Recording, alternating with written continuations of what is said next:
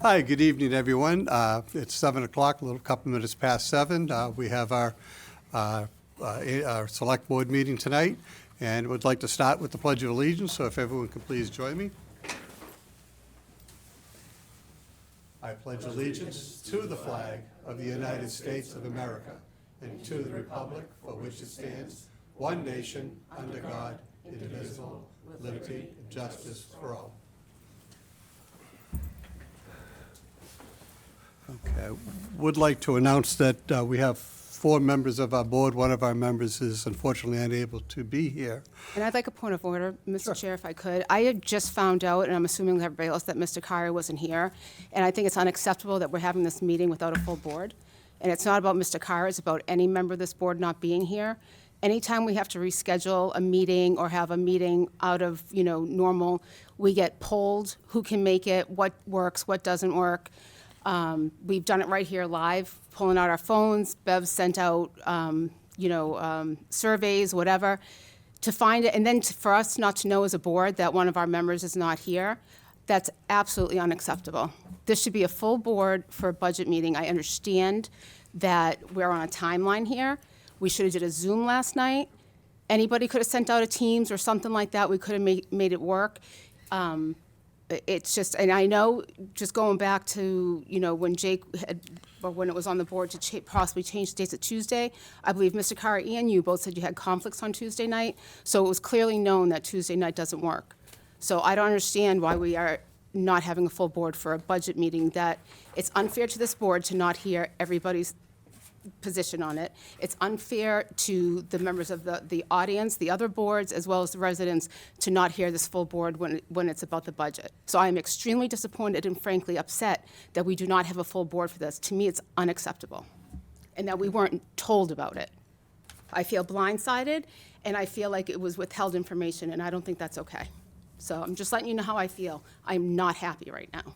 This is a full board, and again, whether it was Gary, any one of you, Mr. Chair, any of you, this board should have been here for this conversation.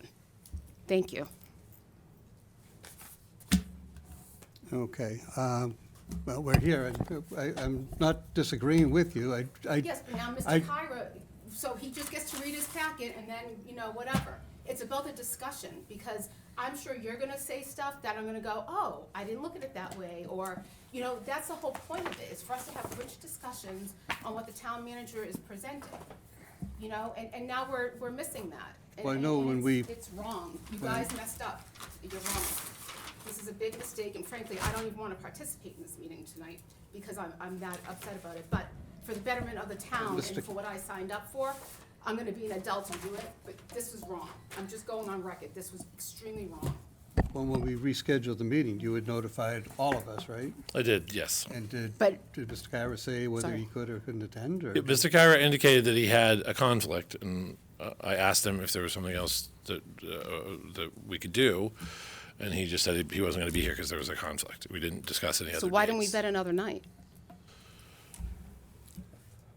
That's all I'm saying, and I apologize for my tone. I'm just upset.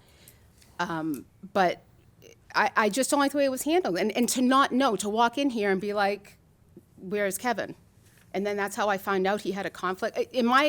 Lesson learned for me, I assumed everybody can make it. I wasn't thinking about, Kevin Tuesday nights or Mr. West Tuesday nights, whatever. Just assumed everybody can make it. Maybe things changed with the snow, whatever.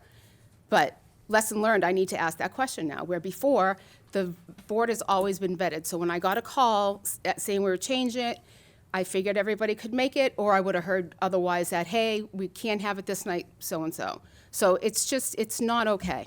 It's just not okay. Because now, the person that's missing is not going to get the same experience, nor is this board, as if all members were present. So I'm just really disappointed in that. It's just, I know if I couldn't make it tonight, I would make sure this meeting wasn't happening, because I want to be present for it. And I would have figured out something that would have worked out. Not that it's about me, but it's that important. So that's how I feel about it. Okay, And I any appreciate the other- time to voice my displeasure. No? Any other comments on that, or? Okay. Before we start, what I'd like to do is that I'd like to offer a moment of silence. We had a former town employee and who worked as administrative assistant for the town from 1990 to 2005, Peggy Tarantino. She was also the recording secretary for the Board of Selectmen from 1984 to 2005. Just briefly, she was born in Cambridge in 1947, and her and her husband were co-owners of a small grocery store in West Peabody for several years before selling their business, and then Peggy went to work for the town of Wilmington, and again, spent most of her career as an administrator, reporting directly to the town manager. According to her obituary, she loved her job, she loved her town, she took great pride in helping Wilmington become an even better place to raise a family. When I was on the board before, from 2003 to 2005, I worked with Mrs. Tarantino, and she was a nice lady and a very astute town employee. So she leaves her son, Paul Tarantino Jr., and his wife, Heather of Holden, 2 daughters, Carrie French and her husband, Keith, Leanne Glynn and her husband, Matthew, all of Leominster, and 8 grandchildren. So again, I'd just like to offer a moment of silence in her memory and thank her for all of her time as a member of our community and a town employee.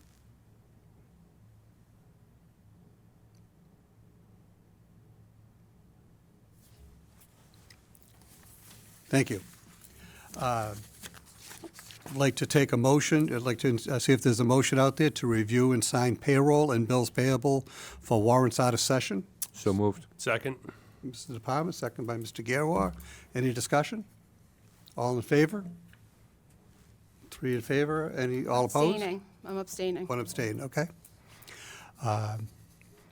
And we have no minutes, so we have our appointment. We have a 7 o'clock appointment with Eric Slagle, Town Manager, presentation of proposed fiscal year 27 budget. I'd also like to recognize there's several, we have our police chief here, we have our assistant town manager, our treasurer, several members of the school committee, finance committee. Anybody I'm missing here? Superintendent. Superintendent of schools, excuse me. And assistant superintendent. And for assistant finance. superintendent, my apologies. I'm saying I know you by face, and I'm trying to remember an assistant superintendent. This is the new thing for me, so that's good. And the finance director's here too. And our finance director, and another member of our school committee just came in. So I'd just like to acknowledge that we have many department heads, and thank you for all you do for our town. With that, Mr. Slagle? Thank you, Mr. Chair.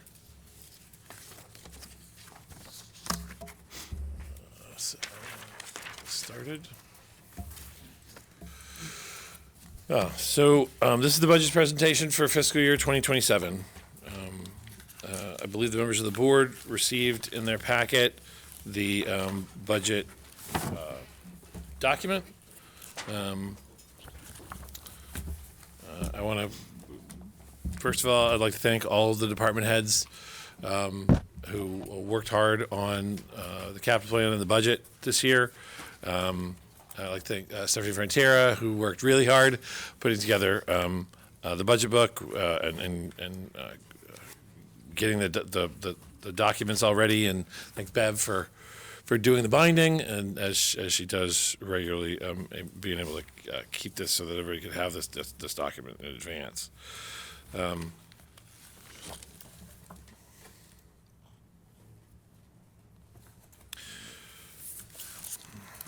Before we dive too deep in the budget, I did want to point out that there was one error in the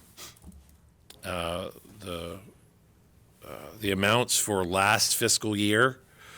So if you look on page 11 of your budget document,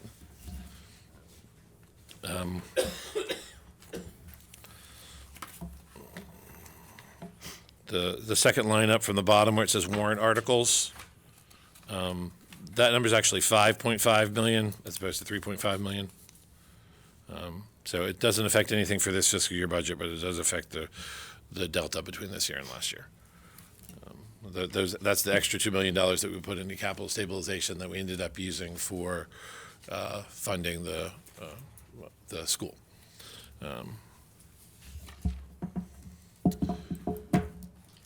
I wanted to talk a little bit about the pillars of the budget. These are the things we talked a little about this last year. This is going to be similar to folks who remember. So pillar number one is to adopt appropriate staffing levels in town departments while continuing fiscally responsible budgeting.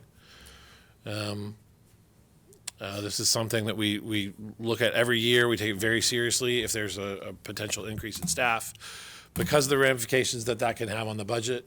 So that's something that we do take very seriously.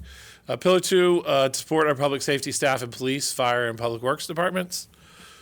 And you'll see that in our capital plan and in the budget itself.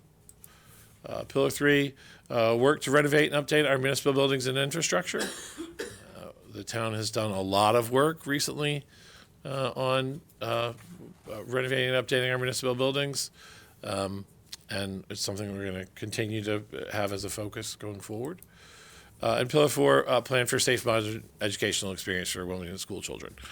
So those kind of are the pillars behind the budget process that we looked at this year. The budget by the numbers. This is the basic breakdown between the FY25 final budget and the proposed FY26 budget. As you can see, the significant changes in the non-capital budget items, and then the reduced capital expenses. So as folks who were around last year will recall, we had a very robust capital plan. We were effectively trying to make up for 2 years of capital spending to do a little bit of catching up, and got some significant capital projects funded through the capital plan last year. This year, we're taking a more conservative approach with our capital plan, and the capital plan itself lacks those significant drivers in large capital projects that were in there last year. The result of that drop in capital expenses, along with the non-capital budget increase, means the total budget increase overall is about 2.1% over the total budget from last year.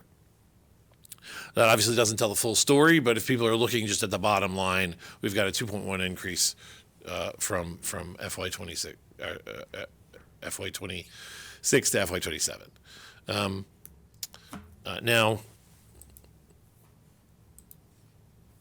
what are some of the factors that are impacting the budget? Some of these are things you'll have heard of before, and they won't come as a surprise to anybody who's been doing this kind of work.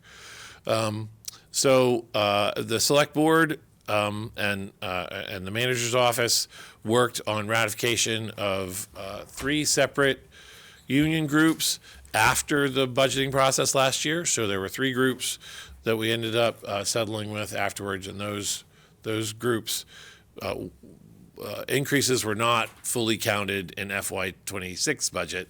They are counted in the FY27 budget. So in some cases, it looks like a double amount over year because of capturing some of the increases from FY26. Increase in general liability insurance. This is not surprising to folks. This is, if you are in the municipal space, we conservatively budgeting at a 10% increase in our general liability insurance. We hope to be getting final numbers for that relatively soon from Maya, who is our group insurance. There's a distinct possibility that this number will come down. But right now, we conservatively budget for that increase in general insurance. Increase in employee health insurance. As folks are aware, the town does fund both the town side employees and the school employees health insurance from our health insurance trust. We are self-insured for health insurance. There are lots of significant drivers in the health insurance increases. I'll probably be going over those in more specific detail with the Finance Committee, but suffice it to say that just about everyone who's got insurance in the Commonwealth is seeing increases of this magnitude. Again, 12% is very conservative. Our hope is that that we'll end up having an actual lower percent when we get to the final numbers. And increase in contractual and other services. Obviously, anytime a contract comes up, anytime services that we had bid at a particular rate are adjusted, they don't care about Prop 2.5, so they oftentimes come in at higher amounts than percentage-wise than the typical budget increase.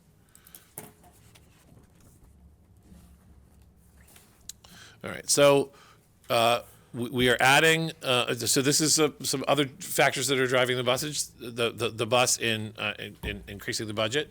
So in elderly services, we're adding 2 part-time positions. This is not surprising for folks who have been following the senior center. We moved from a relatively small space to a space that was significantly larger. That has and much more modern. That has in turn driven a significant rise in participation at the senior center. The senior center now has a full commercial kitchen. And in order to both adequately handle and program for the larger number of participants, as well as use that full-size commercial kitchen more to its potential, Elderly Services is proposing 2 part-time positions that would be non-benefited positions to impact the senior center positively. In the town manager's office, we are proposing 1 part-time human resources clerk. Again, this would be a non-benefited position. The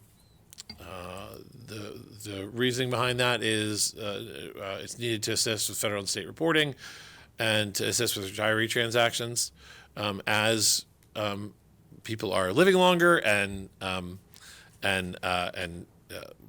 post-employment insurance is not becoming less complicated. It's becoming more. The burden on our HR office to handle both existing staff and retirees is outpacing the 1 full-time staff person and the HR director that we have to do that.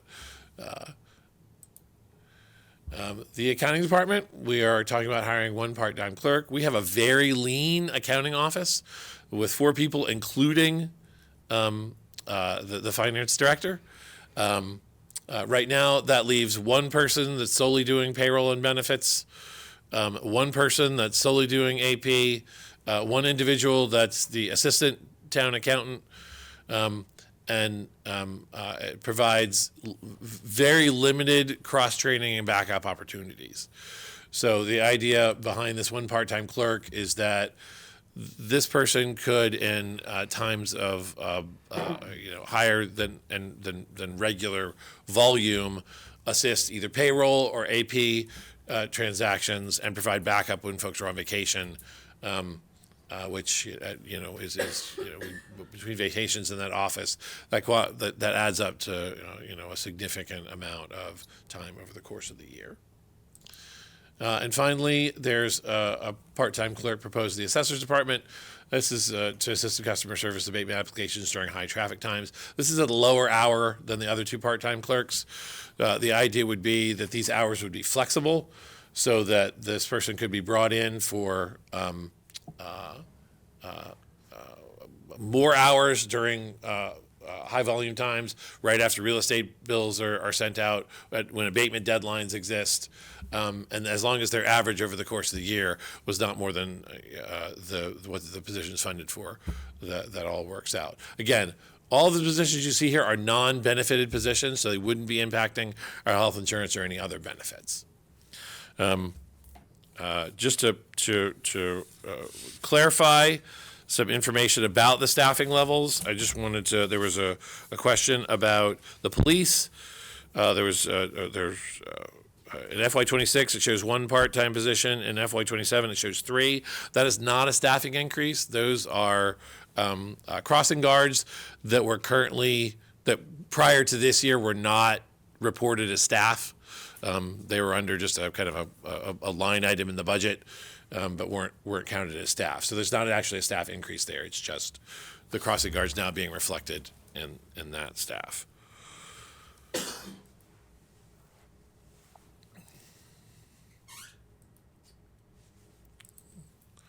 So some contractual changes.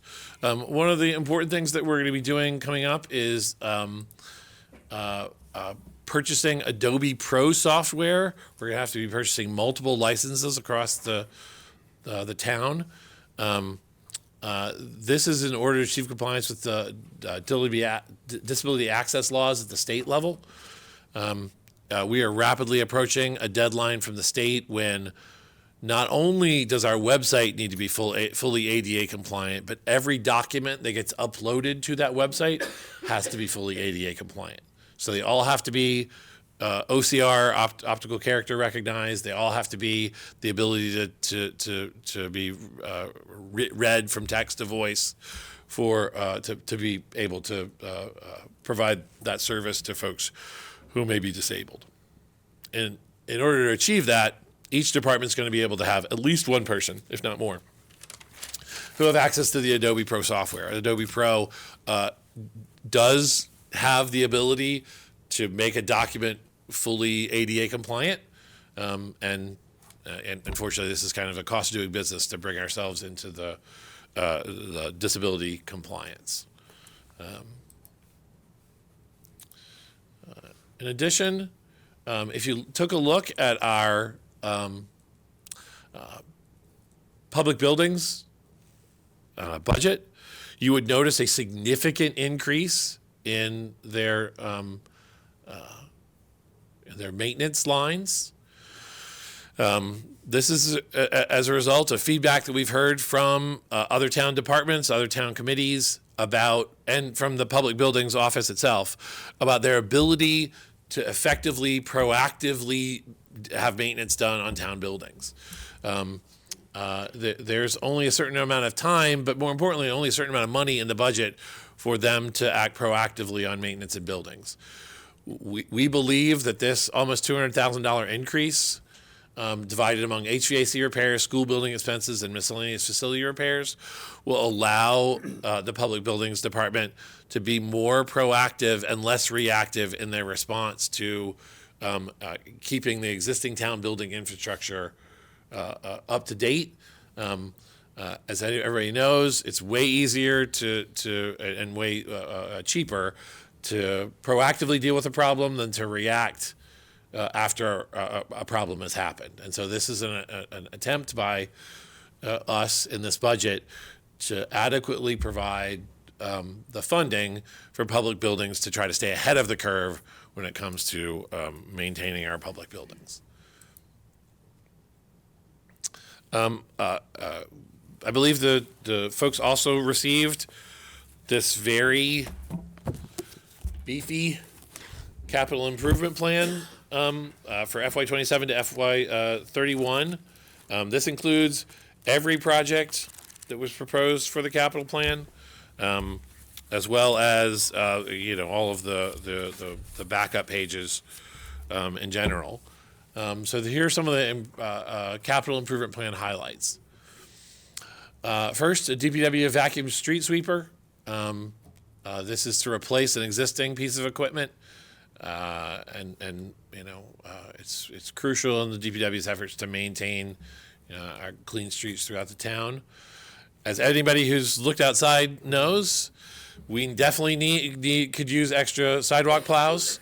So this is another sidewalk plow to put in their inventory. Again, this is replacing an existing piece of machinery that's kind of reached its end of life. I did not realize that sidewalk plows were $252,000, which is why I don't have one myself, apparently. But yes, the DPW is going to make good use of that if we continue to have winters like we're having now. Over various schools, we are doing laptop replacements as a part of this capital plan. This, I believe, is over 3 separate schools that are replacing laptops. In addition to the laptops, there's also a separate capital item for replacing some Chromebooks this year in an effort to make sure that all our students are provided with adequate technology. Public Buildings is doing various window, roof, and HVAC work at a tune of slightly more than $500,000. That's on various buildings. It's the Public Safety Building, the Public Buildings Office, and at least one other building that they're going to be doing some of this infrastructure work. And capital stabilization, which we normally fund with $1 million. This year, we are proposing to fund with $4 million, so an additional $3 million towards capital stabilization. This is something that the town put to good use for the new elementary school project on the north site. And our goal would be, since we took that line item from about $16 million down to about $1.5 million with the appropriation in September for the school, we're going to, over the next few years, try to aggressively build that capital stabilization line back up.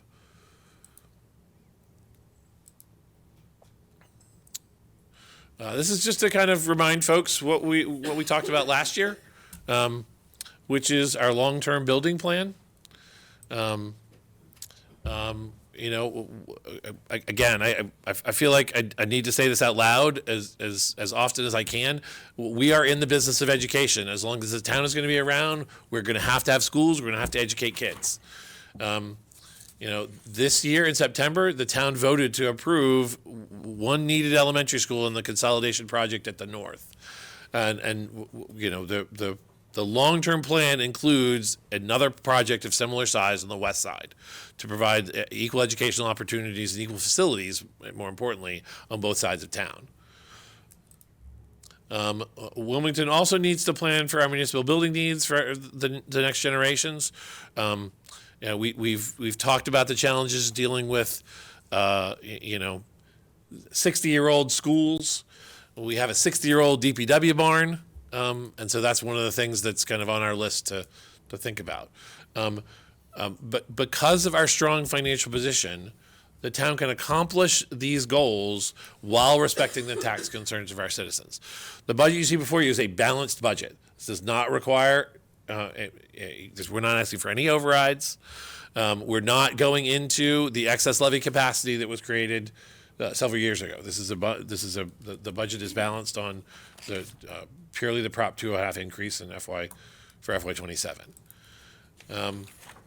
So although we did need a debt exclusion for the pre-K through 5 elementary school at the north, and I want to keep saying this, to let people know we are still thinking about the west side. With proper timing and help from the MSBA, we can build the second pre-K through 5 elementary school within our budget without the need for a debt exclusion or an override.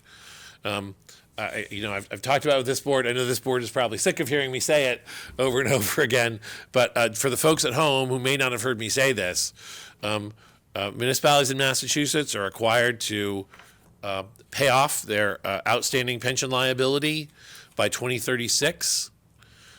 Those excess payments for the town of Wilmington right now are in the kind of $10 to $11 million range, and they'll gradually grow over the next few years, getting close to $14 and $15 million a year. Once we pay that off in 2036, there will be a window when we have excess money in the levy that we can expend on a significant capital project. And it times almost perfectly for us finishing the school at the north, getting that up and running and operational, and then getting back into the MSBA process sometime in the early 2030s. And that would line us up, even if we got in right away, for those first debt payments to be paid in the fiscal year when the money would be coming off of the books for our pension.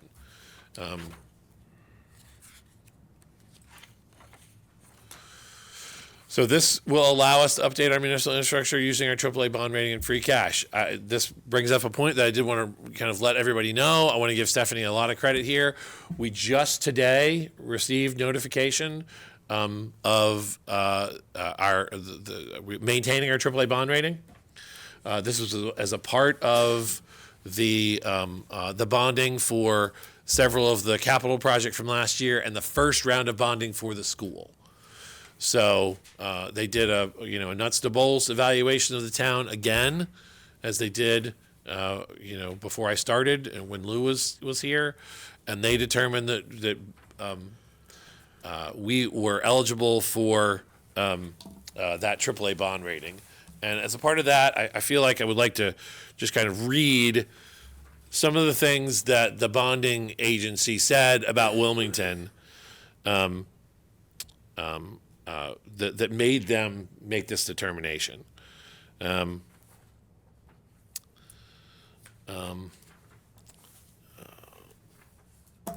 Here's our highlights. The AAA rating reflects our view of Wilmington's consistently positive operations, maintenance of robust reserves, and economic indicators largely in line with or better than that of the state and national peers.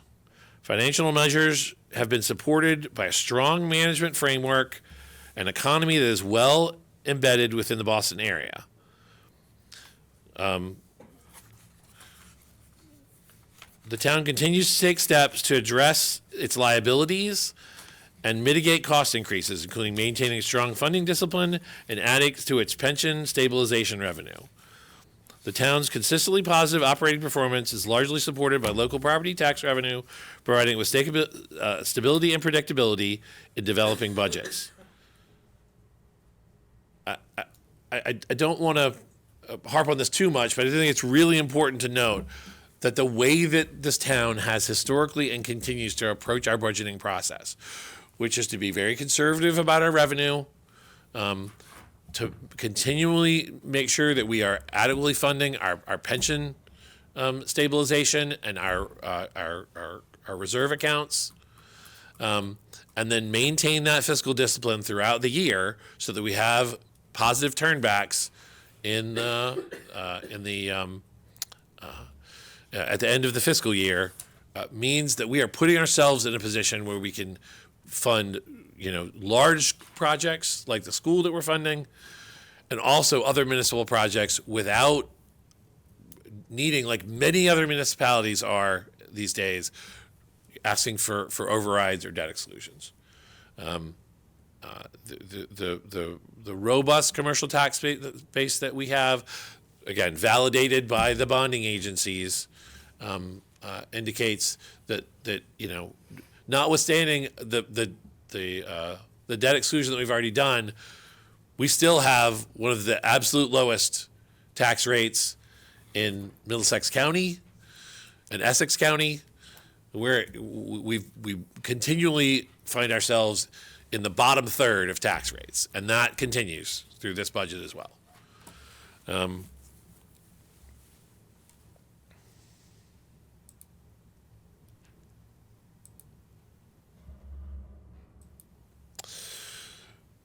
So the schools.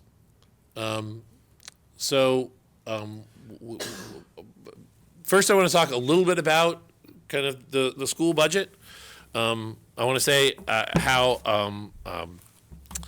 impressed I am with the interim superintendent and the assistant superintendent for finance, and how they worked collaboratively with the town on their budget. As you can see on the budget recap sheets, page 11, Wilmington School came in at approximately a 4.7% increase, which is below the 5% increase of the year before. This is after funding collective bargaining increases for the majority of their unions last fiscal year. As part of those negotiations, the town pledged to put free cash towards the school's budget to assist in funding those requirements. That free cash, which was $300,000 a year for 3 years, starting this fiscal year and going for the next two, is offset by returns from old and closeouts from old school accounts that Stephanie Frontier worked with Paul Ruggiero and also with Carrie and Dave about that total over $1 million. So we're basically taking school money that was left in old accounts, closing out those accounts, and turning that back over to the school over 3 years to assist in the funding of the collective bargaining agreements. And that kind of collaboration and work with the town allowed us to come in with a school budget that's, incredibly reasonable considering that we just renegotiated the teacher's contract. As far as infrastructure for the schools, we know that the pre-K through 5 at the north site, we have a debt exclusion from 2026 to 2056. This year is the first year in which part of that debt exclusion is in the budget. We will not be obviously borrowing all of the money at once. We're only going to be borrowing as we need it. But a portion of the school debt is included in the budget you see before you.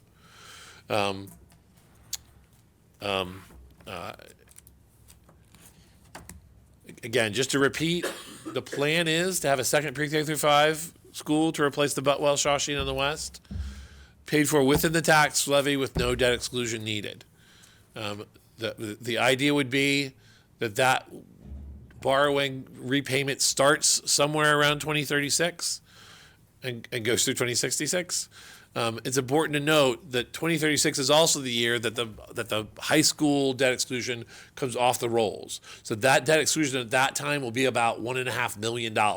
So our tax levy will reduce by the tax burden on the taxpayers will reduce by $1.5 million when we started to take this on. And again, there won't be a debt exclusion needed for that project in my estimation. Again, we talked about this last year. I just like to keep saying it out loud. If we do continue to follow what I think is a reasonable plan for 4 schools, we're going to have 2 pre-K through 5 elementary schools, a middle school, and a high school. This brings the middle school in line for a renovation or construction project in 2056. When the debt exclusion for the current pre-K through 5 at the north site goes away, and then the high school, a potential plan for renovation or construction of a high school in 2066, when again the payments for the second pre-K through 5 school go off the rolls. On the town side, we have the North Wilmington Fire Substation. So as you may have noticed, the remainder of the substation is not within the capital plan. Wilmington has a history of having the large funding of schools in separate warrant articles. So there will be a separate warrant article that this board will review as part of its review of the warrant to pay for the remainder of the fire substation. We've put aside about $4 million so far for the fire substation. We've hired an OPM. We've selected our architect and are in the midst of negotiating a contract with the architect. And we anticipate that architect, they have a schedule to give us some significant plans by the May town meeting. So then we would have a warrant article to fund the remainder of the cost for that substation from a combination of free cash and the overlay. And then again, right now we are doing FY27. The idea would be to put a feasibility study for a DPW barn, in all likelihood in FY28, and then do a feasibility study for a library renovation in 2031 or 2032. At the same time, we understand that we have a public safety building that we continue to need to do capital projects on. We have a public buildings building that we need to continue to do capital projects on. And we have a series of other buildings that we're maintaining in the town that we're going to have to keep up to appropriate standards. So those will, for the most part, be in the capital plan. As our capital plans go forward, we'll be looking for funding for any kind of significant work that we're doing on those buildings. But some of that work is already happening. For instance, the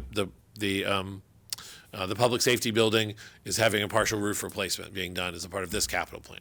Public buildings is having a window replacement. Public buildings building is having a window replacement as part of this capital plan. So while we are looking for new structures, we are also keeping in mind that we have existing facilities that need to be continually maintained and upgraded with significant projects. And we continue to intend to do that.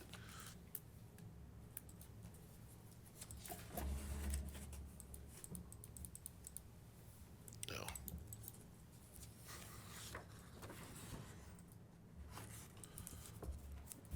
Sorry.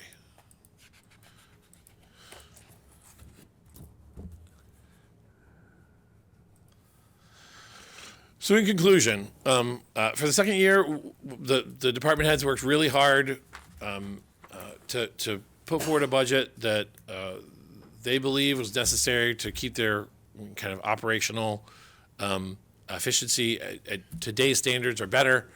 The schools worked really hard to come in with a budget that met the needs of the town and still met the needs of the students in town. And I want to thank everybody for all their hard work.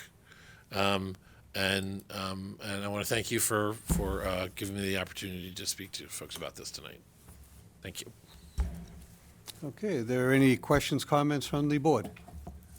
A You're bunch, one. but you can go first. I'm if you only like. one, you're 101, I know that. Probably. Thank you, Eric. Just let me get mine out of the way. Yeah, good. It's a simple question that, looking at your budget and everything else, are you taking into consideration that the tech is in the process right now of looking at a new school? And what will that effect have on our budget in the next few years? Yeah, so that's a really good question. So right now, the tech is at the very beginning of their process. They are, if folks in town remember, several years ago, the town appropriated $1.2 million to do a feasibility study on a new elementary school. So the tech has not yet appropriated money to do a feasibility study. So we're really at the beginning, kind of at the beginning of a 3 to 4 to possibly 5 year process before they get through that feasibility study and start to even decide what their project's going to look like. The reality is we right now are, between 21 and 25% of the enrollment at the tech out of the 5 towns. Which means that if there was a project, we would be required to cover that percentage of the project, assuming it got voted in by the residents.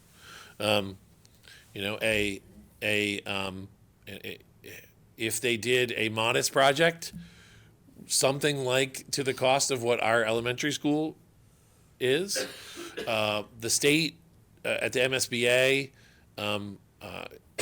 has different formulas, I believe, for how the techs get reimbursed. So they would likely be in line for a higher reimbursement than Wilmington was in line for. But even if it was the same, and we're talking about, $100-ish million, that would put us in line for $25 million over 30 years. Okay. So if we had to borrow $25 million over 30 years, you're probably talking about a little over $1 million a year in debt service. Right now, we could probably fund a little over $1 million in debt services in the levy if we needed to, by making some strategic decisions about debt and free cash. I just want to, But we're absolutely keeping an eye on it and aware that, whenever that comes to fruition, if it does, we're going to have, there is going to be an article, just so folks are aware, in full transparency. The tech is going to put an article on the warrant for all 5 towns asking for an appropriation to fund their feasibility study.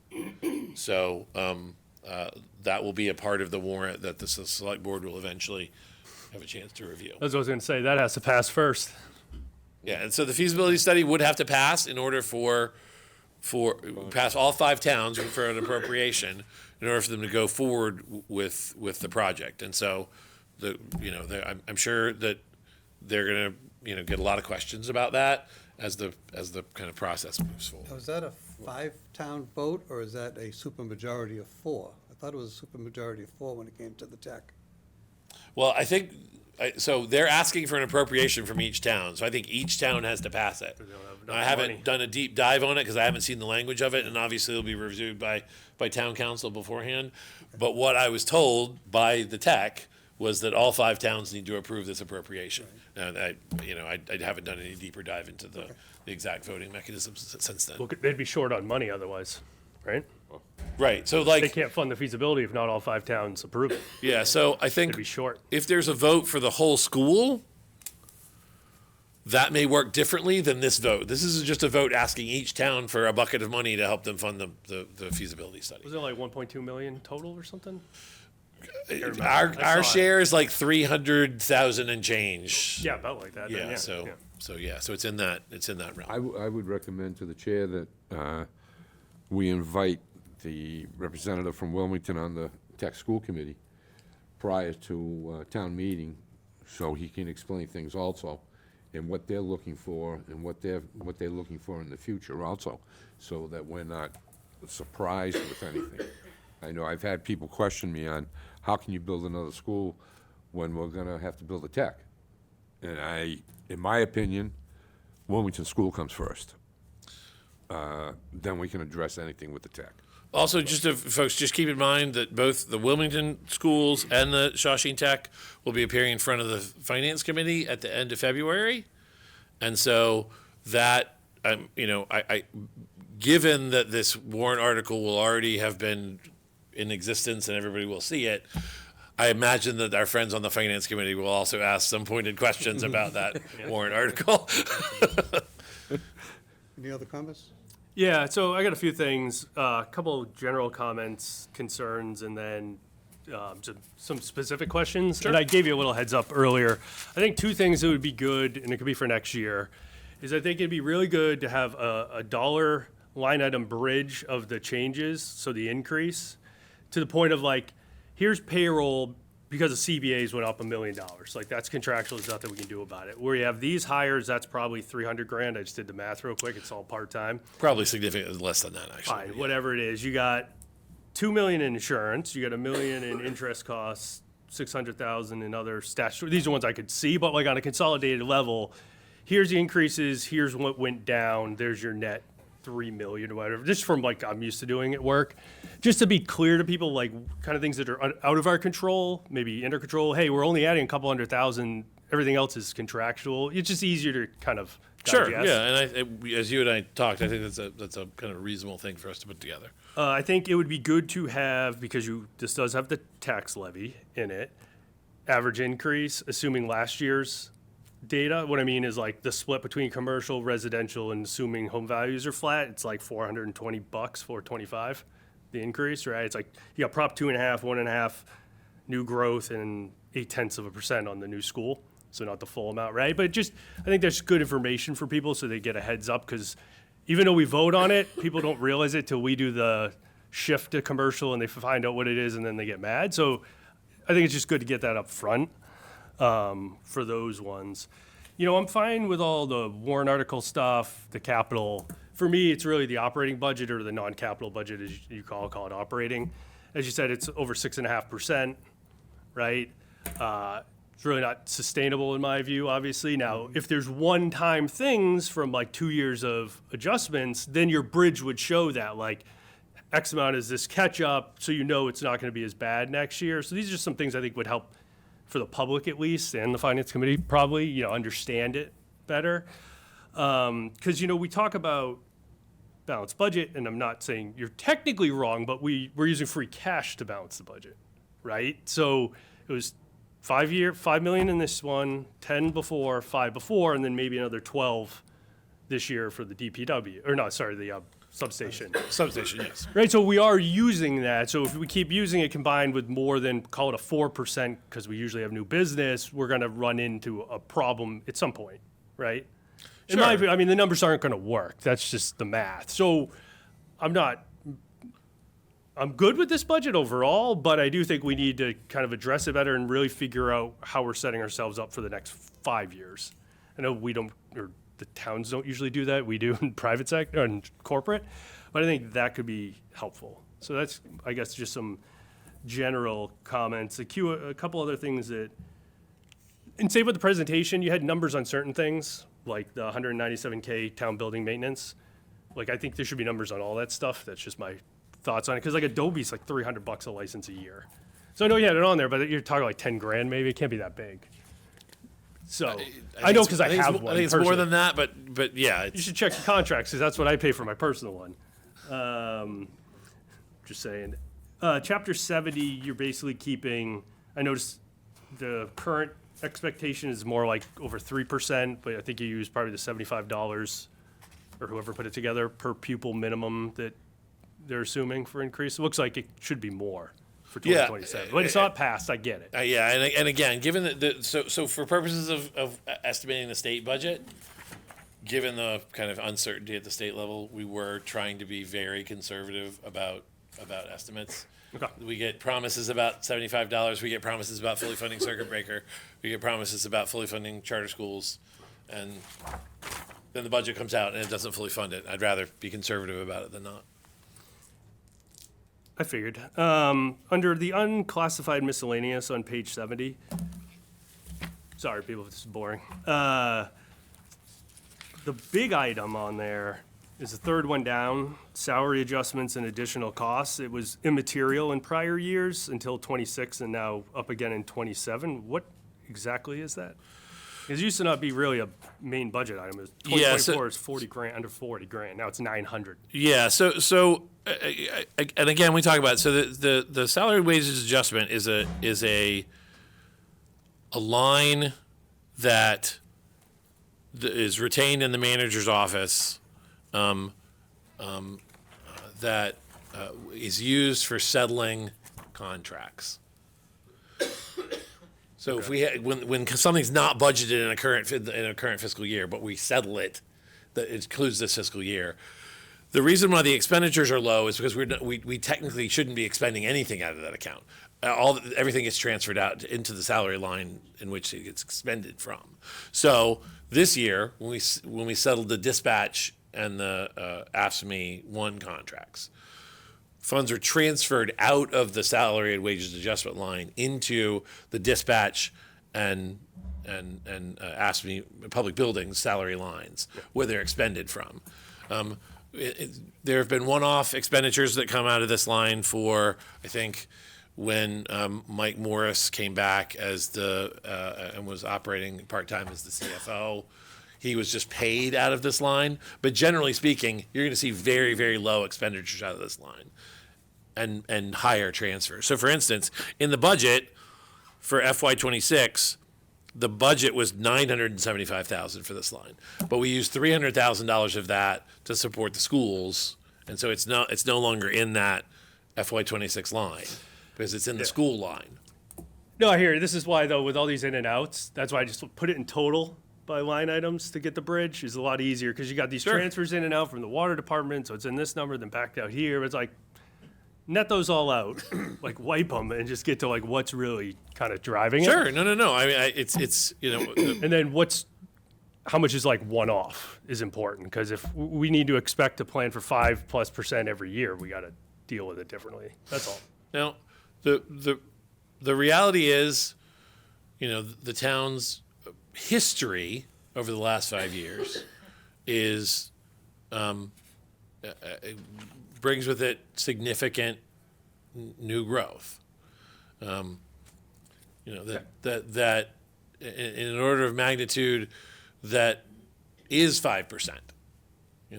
And that's in low years. The average is higher than 5%. We'll run out of space eventually. You're not wrong. Yeah, and we are lucky that we have kind of robust reserves. The idea being that if we have those reserves and replenish them because we're budgeting conservatively, that they're there and we can spend them when we know we have them, as opposed to putting on the tax or putting it on anticipated revenue that we have no guarantee that we have. So if we conservatively estimate our revenue, and then the excess goes into free cash, we're spending from free cash, we're spending from money we already know the number that we have. So if we have a low free cash year, we can spend low from free cash. If we have a high free cash year, we can spend higher from free cash and have a more robust capital plan. So most towns don't have the financial flexibility to be able to do that. We do. No, I know. So that's, I'm just, I'm saying these things to kind of like let everybody who's watching on TV know as well. I mean, you and I already had this conversation, so. One we didn't talk about though, and I know health insurance on the corporate side, I'm used to that. And sometimes it's because like the insurance company lost money because we had too many claims because somebody had cancer or whatever. Like there's different reasons. What is driving ours the last couple of years? Is it people are living longer that are still covered under pensions and they're older and we get this aging big population with a lot of claims? Like Yeah. if you can simply, like I'm guessing it's that. Well, so last year we budgeted 8. Yep. We actually ended up ending up with our contract slightly more than 5. That's more what I'm Last used to, yeah. So we budgeted conservatively because we don't get those. We wait as long as we can to get the most accurate numbers to get the best price for health insurance. But we put together the budget. I got a budget at the worst case scenario. So right now the worst case scenario is 12. I do not believe we'll be signing a contract at 12. Hope not. I believe it will be less than that. But I can't, in good conscience, put together a budget that doesn't say the number that the person who said, well, this is our worst case scenario is 12. What's driving that, believe it or not, is GLP-1s. So anybody who's paid you attention go. to the GLP-1s for It weight was loss something.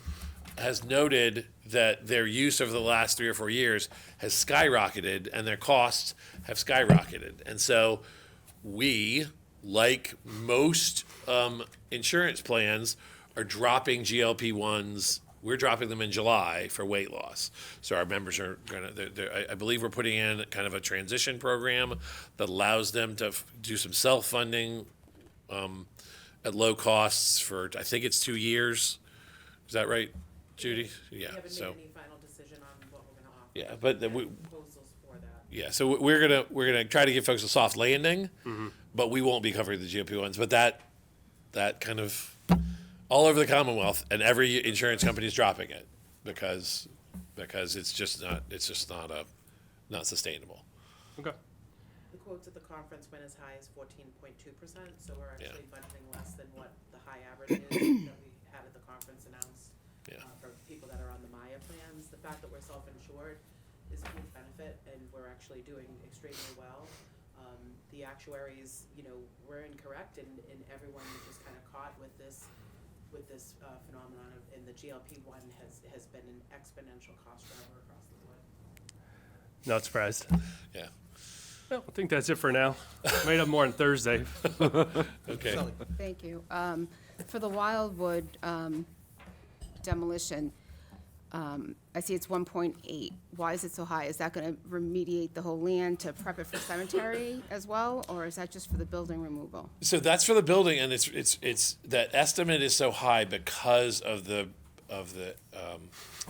hazardous materials that are the asbestos in both the roof, it's the ceiling, and in the floor. It's all encapsulated, so it was none of the kids were. Right. But the minute you start to touch it, you have to kind of abate it appropriately, and that's the conservative estimate that we got because of the size of the building and the quantity of the asbestos that they believe is still in it. Okay. Second question is fire substation. When will we see budgeting items for extra staff to staff that fire substation? So right now, we do not have plans to increase fire staff to do that substation.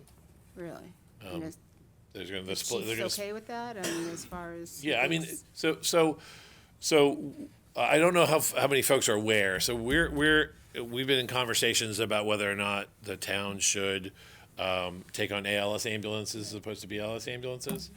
So we're going to do some financial studies of that, and that's any increase that would help fill those stations is likely going to result from us taking on ALS and needing to have paramedics as opposed to just EMTs. Those decisions are not made. I've had preliminary conversations with Bill Kavanaugh about it. And we just need to tighten down the numbers and be able to demonstrate to this board and the FinCom that it's at very least a net neutral position. And I think, you can demonstrate that we're gonna be actually bringing in more ambulance receipts if we do that to offset the additional staffing cost. That's good news. I just think it's important to note that because obviously this is really important to get done. It's long overdue, as we all know. But just so the residents know that it's not going to be an additional cost, for personnel, once it's built. So I Yeah. think that's, I know we're looking a few years down the road, but I think that's just a good point to make, that the money we're asking for is for the substation itself, and, we're not going to come back and ask for X amount, to staff it. Yeah, and our hope would be, we kind of talked around it about ambulance receipts. We're talking about, I believe what we might need to do is set up a revolving fund for ambulance receipts where we could better track those ambulance receipts. And then if we kind of gradually bring on paramedics, being able to fund them and show an offset in the ambulance receipts line so the fire department budget would go up for salaries, but also our receipts would go up because we're no longer turning over those ALS cases Right. to an outside vendor who's getting who we're basically writing big checks to, almost $1 billion a year to bring ALS into town. Okay, thanks. Mr. Manager, do you know if the fire department is fully vested in their men and women? Are they short anyone, or? So I can't. So I don't think they have room for anybody who's not in the academy right now. Okay. I think there's a couple that are, but I also think there are some. We do have some long-term disability issues for folks who haven't, who they are still on the Books. fire department rolls, but they're not able to be on the ladder on the equipment. Thank you. Okay, any other comments? Couple of things for me, thank Oh, you. I thought you were gonna pass. Right? No. Pass? What? I was gonna say some good things, but I'll pass. No. Feel free to say that. No, overall, great job, great presentation. I do want to apologize that Mr. Kyra's not here. I found out as we were walking through the door here, so I will talk to Mr. Kyra. He didn't call me and say, hey, I can't make it or whatever, so I just want to throw that out there, that I found out at 7:05 when we walked through the door. So, but in either case, getting back to the budget, great presentation overall. One of the things that you had made a comment is that on our 2.5 levy.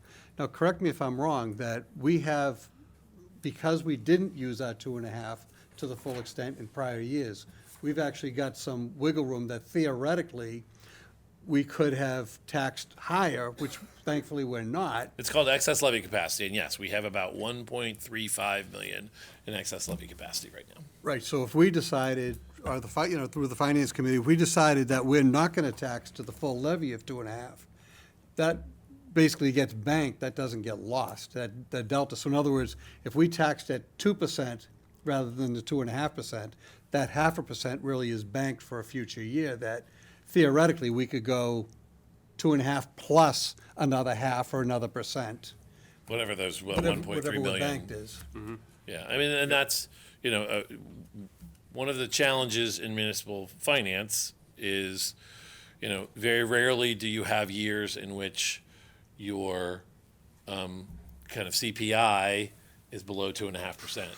And we don't, very rarely do you have years in which your collective bargaining agreements, add up to less than 2.5%. So taxing to less than the 2.5% can put a budget behind the 8 ball. So, but there was a choice made, it was prior to my time, under the prior town manager 1 year to not take that full levy capacity. Yeah, so my comment is that, because I know sometimes people will come out and say, hey, can we tax under the 2.5% and save the taxpayer money, which, yes, for that year, you're saving the taxpayer money, but theoretically, in a future year, they could get a double whammy. They could get the 2.5 override percentage, and then an additional 0.5% or whatever in addition. Right. And that's, that's where towns that have excess levy capacity, because to use that, you don't need an override. Right. Will often use that first when they're in their financial strait. So I don't know, most people will not care about this, but I'll just say very quickly. When the city of Lowell is building a high school, the time it was built is the most expensive school in Massachusetts at $350 million. And they used excess levy capacity to pay for that debt. So they didn't have to get an override, but they added a huge chunk onto the levy by using the excess levy capacity. They had been building it up over decades, but all it needed was a vote of the city council. They didn't have to go to the taxpayers to get the authority to do it. So, it can provide a temporary boon, but it also means that it's a very easy response if we needed to say, pay for the Shawshene. If somebody down the road felt like there was a project that came forward and they didn't want to go for an override, that excess levy capacity is something that could be used to increase the budget for basically forever, because you'd add that onto the levy going forward. Well, but overall, great presentation. Thank you very much, and thank you to everyone that's involved, and those that are going to be involved, the Finance Committee, and all the people that will be involved, and certainly the department's heads that are defending their budget to the Finance Committee. So that being said, I will take comments in a moment, but I just figured that we just have a couple of quick things to go through here. I don't think we have any communication, so we just have a board to consider. So we have a board to consider a request of J. Christopher Neville to use the Town Beach at Silver Lake and the Beach House for Rotary and Rotary Interact members to participate in the Polar Plunge at 11 a.m. on Saturday, March 28, 2026. Is there a motion So to moved. grant? Mr. De Palma, is there a Second. second? Mr. Gerwar, is there any discussion? Does anybody want Mr. Slagle to be part of that Polar Plunge? No, we wanted two. The chair has to. On me, okay. Yeah, this one's a chair. I'll be happy to attend and photograph. So all in favor of that? 1, 2, 3, 4. Thank you very much. Public comments, and we can certainly discuss anything on the budget. Or the polar plunge. If you could, just state your name and address for the record, and we do limit public comments to 5 minutes. Hi, Scott Neville, 215 Chestnut Street. I am a member of the Finance Committee. Just quickly to start with the prior board to consider item. Next year, maybe consider the petitioner has to take part in that and not just petition it. Do you happen to know the petitioner? I do. So I have a number of questions that I'm going to save for Finance Committee meetings, but there is one item that I want to bring up in front of this board. It has to do with the MBTA Community Zonings Act that we, are still out of compliance with. As you may know, we're one of 12 communities that are not in compliance with that act. And my concern has to do with lost funding. And in December, the Tewksbury superintendent got up, I think it was a select board, and they said they lost a $50,000 early college planning grant, a $250,000 early college destination grant that was spread over 5 years, and a $50,000 special ed grant. And they also mentioned they're concerned about other grant funding that they could lose for the FY27 budget. Middleton lost a $2 million Mass Works grant and funding for a senior transportation van.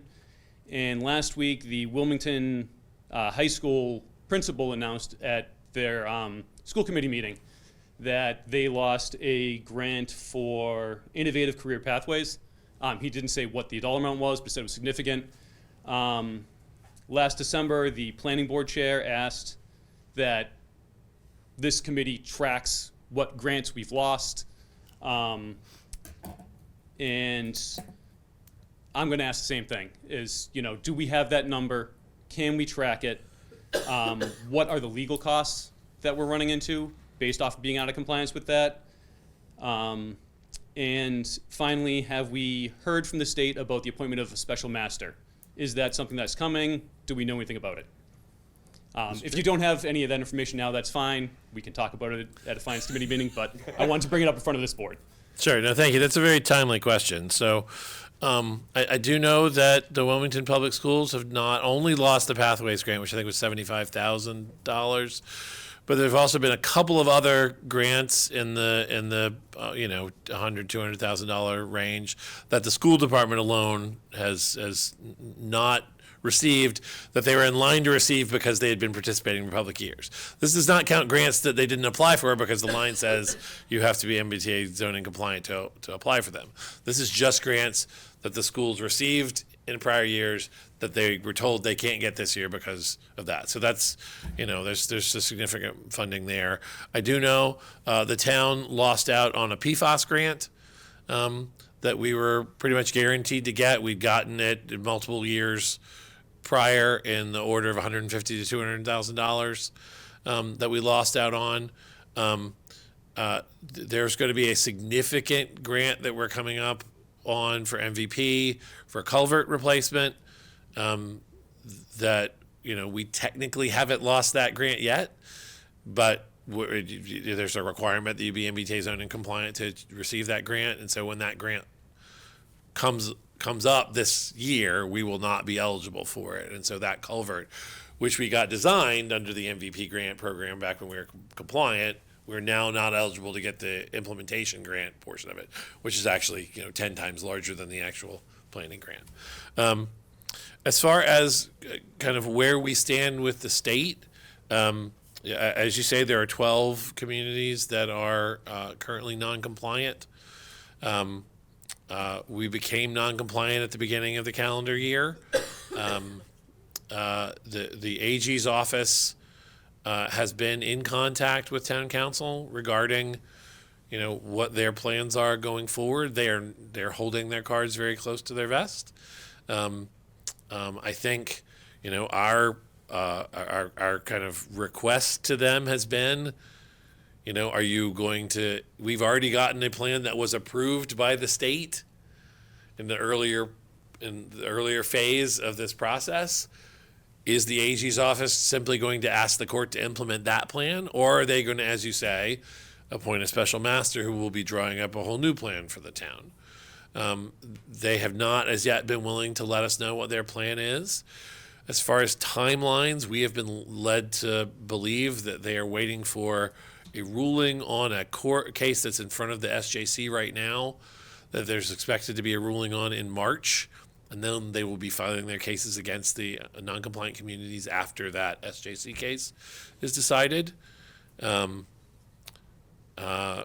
they are aware. I've been in contact with the state. They're aware that we do not have any plans to put it back on in front of the town at this time. This board put it in front of the town multiple times and got the same answer multiple times. And so, the only thing that I would think that would, if I was told that there was going to be a special master, I would consider that a change of circumstances that I would bring to this board and say that could be a very different answer if they end up going down that road than what we might have been, looking at in the past, that may, drive the desire to put it back in front of the town. But we don't have that information yet, and we're not likely to have it until after March at some time. That being said, we're our town council is in contact with the state. As far as legal costs, we expended some in the fall when, as folks recall, we joined in the litigation regarding whether or not it was an unfunded mandate and whether or not we had kind of special circumstances that meant that we should be compliant. And given the nature of how the dismissals of everybody in that case read, we withdrew our complaint without prejudice, so we could refile it again. We haven't had any ruling against us. We withdrew that. Since then, we haven't expended any kind of significant, other than a few phone calls between town council and the state. We haven't expended any legals. But we are keeping a track of it.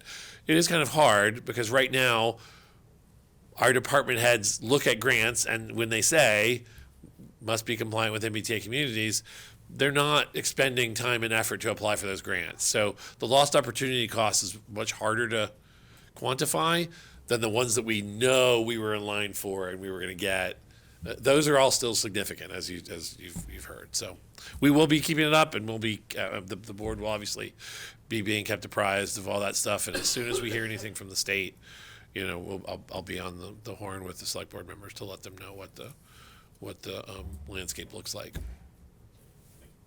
Welcome. David Ragsdale, 18 Marion Street, and member of the school committee.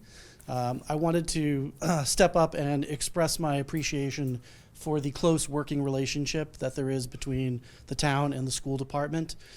We recognize that as the sort of the single largest town department, that the school system takes up a substantial fraction of the overall town budget.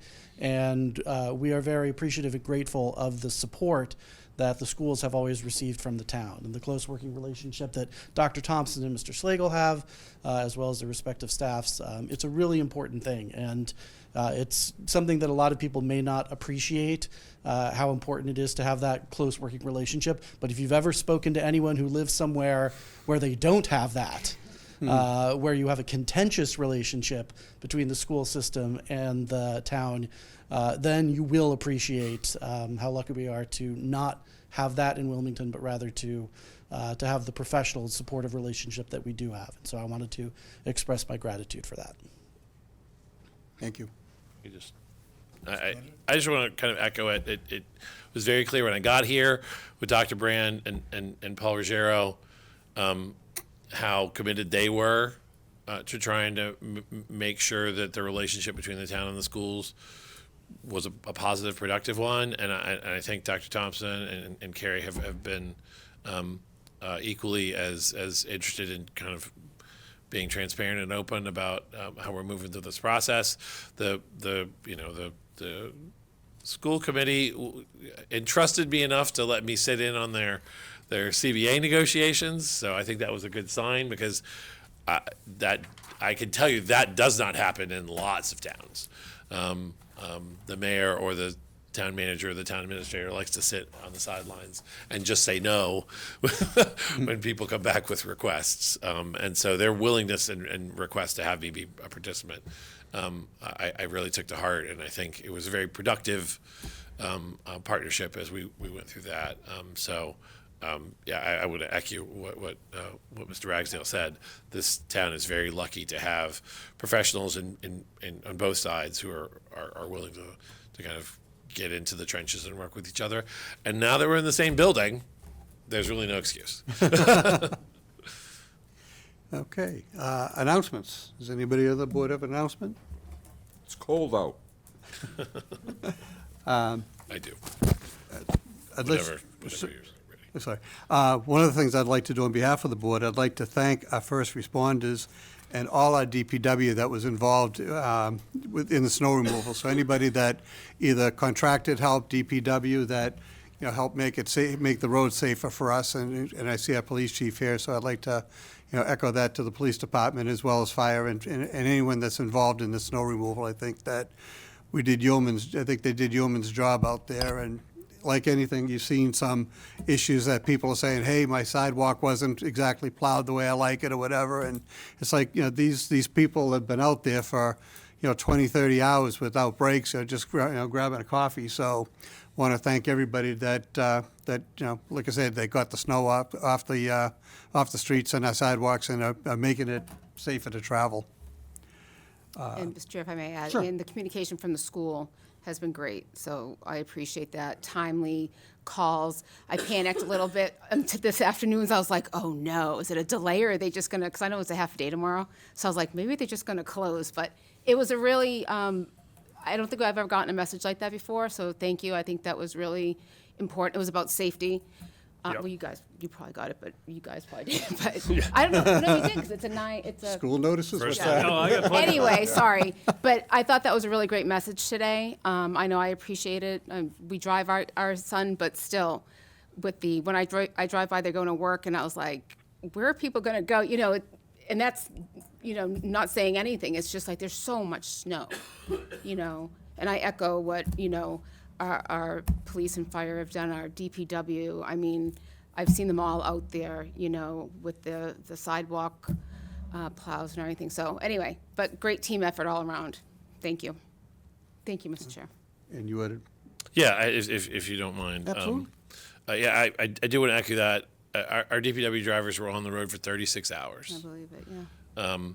And I'm not sure I could stay awake not driving a plow for 36 hours, but they really did, as you say, yeoman's work to get our roads clean. I've seen posts on other municipalities asking if Wilmington's DPW could teach them how to plow.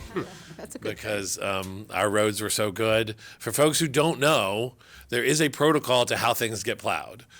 During the snow, the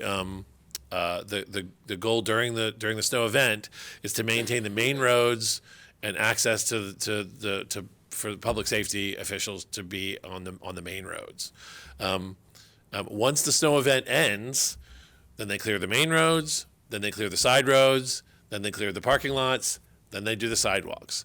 So if your sidewalk is normally done and it hasn't been done yet, trust me, it's because those guys were asleep this morning after working for 36 hours, and they were going to get back up. And one of the reasons I think we had really good conversations with the school was to make sure that there was time for our workers to try and get some sleep before they had to get back out there and do the parking lots and the sidewalks. So, and then public buildings staff also came in, and they, when I got to town hall first thing this morning, the sidewalks were immaculate. And I can say that everybody I've talked to at every other public building says the same thing, because the public buildings guys were up, all night making sure that it was going to be ready for us to get back to work this morning. So I do want to thank them.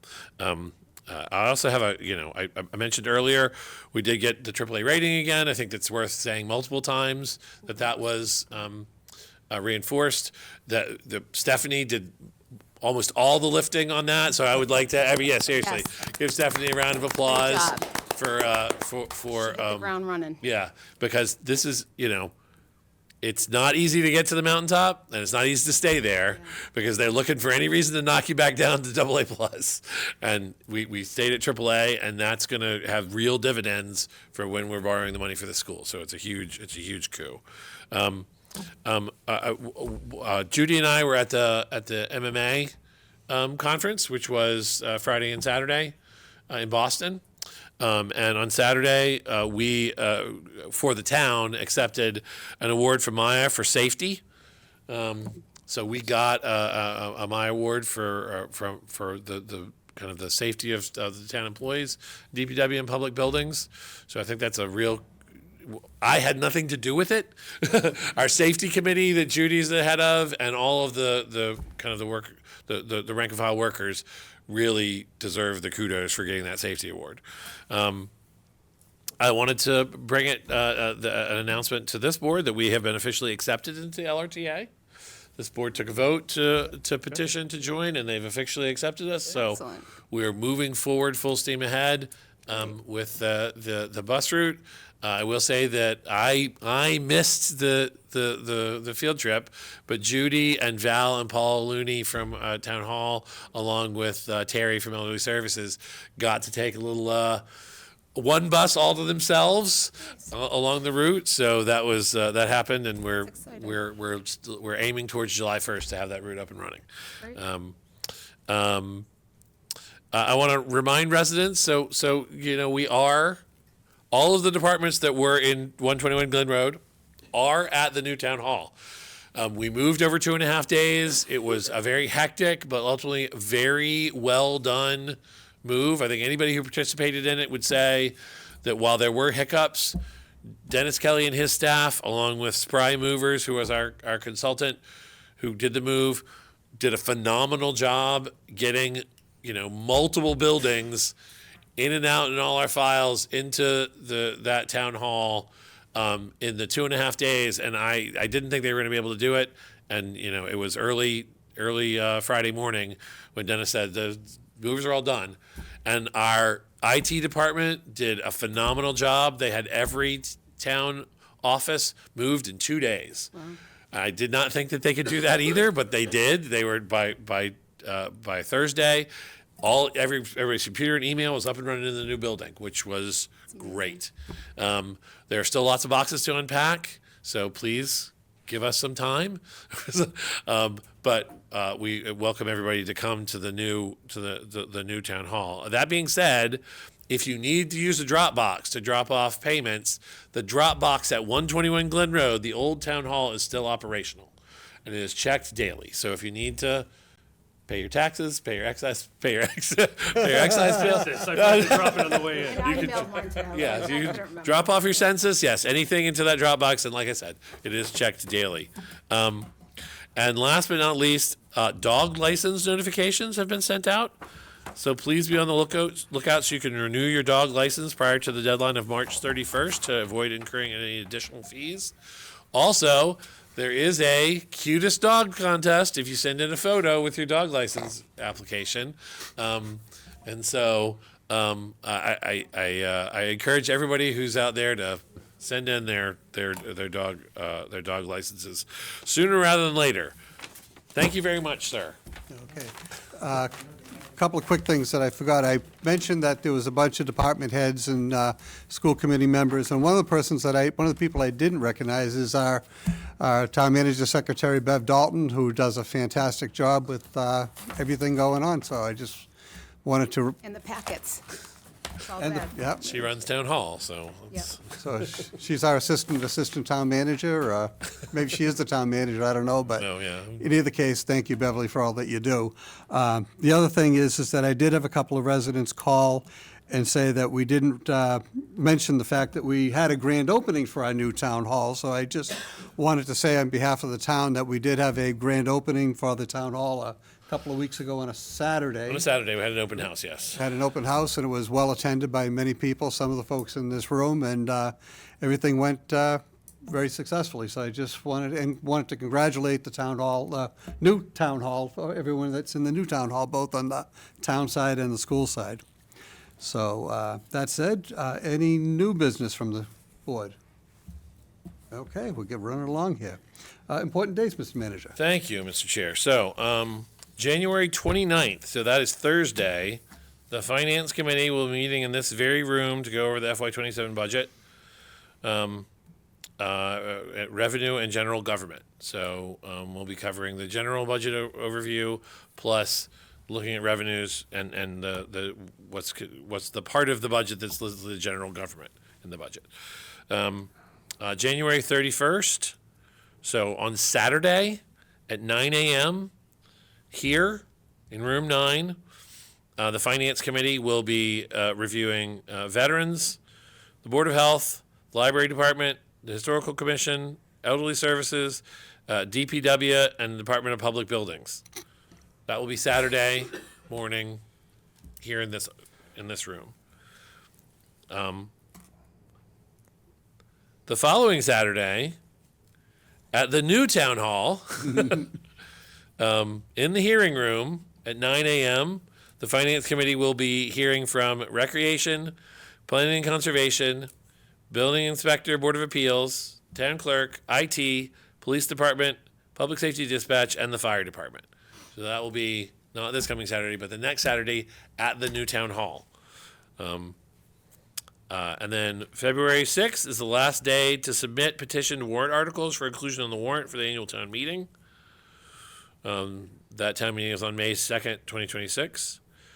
February 9th, we will have a select board meeting at the new town hall. So the next select board meeting on the 9th will be at the new town hall in the hearing room at 7 o'clock p.m. And February 16th is President's Day. Town offices will be closed. Those are your important dates. On February 26th. Oh, I'm sorry, February 26th. So this is actually, thank you for pointing that out. This has now been moved, I believe, to February 28th. The Finance Committee will be meeting at the new town hall at 9 a.m. on Saturday to talk about the Wilmington Public Schools of the Shawshene Vocational Tech High School. That's so, yes. Okay. Something I needed to tell David and Carrie, and now I know. So you got moved to Saturday. Sorry. Getting my nails done that day. Okay, well that's okay. There you go. So Eric, the hearing room, is that the select board? That's the select board chambers? chambers. Yes. It's not the big, large, great room, it's the back room, just Yes. so that the public knows where to go. Thank you. Yes. Okay, lastly, we have a salutes to service. We'd like to salute Paul Hagilo. He's a U.S. Staff Sergeant, Paul Francis Hagito, born January 3rd, 1932, in Boston, Massachusetts. Paul joined the U.S. Air Force on May 12th, 1952, in Boston, Mass., from Roxbury, Mass. He served as an aircraft mechanic, where he went to Amarillo Air Force Base in Texas, NCO Academy at Luke Air Force Base, Arizona, and MTU F-84-F training at Luke Air Force Base, Texas as well. Paul separated from service on May 11th, 1956, from Luke Air Force Base in Glendale, Arizona. So again, we'd like to salute your service. Thank you very much. And he was awarded the National Defense Medal and Good Conduct Medal, and he was also married to his wife, Marie, on December 27th, 1952. So again, thank you very much for your service. And for the last time at the now Old Town Hall, I'd like to take a motion to close the meeting. So moved. Mr. De Palma, is there a Second. second? Mr. Gerwar, is there any discussion? All in favor? Thank you very much, and we'll see you at the new Town Hall next meeting.